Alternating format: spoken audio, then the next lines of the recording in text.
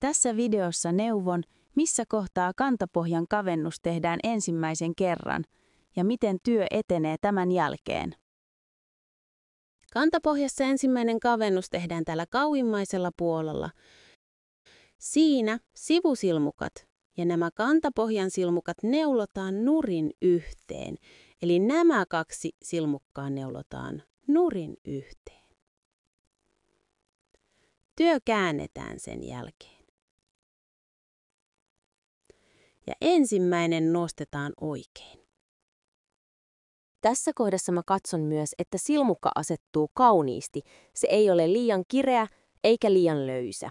Seuraava kavennus tehdään täällä kauimmaisen langan kohdalla.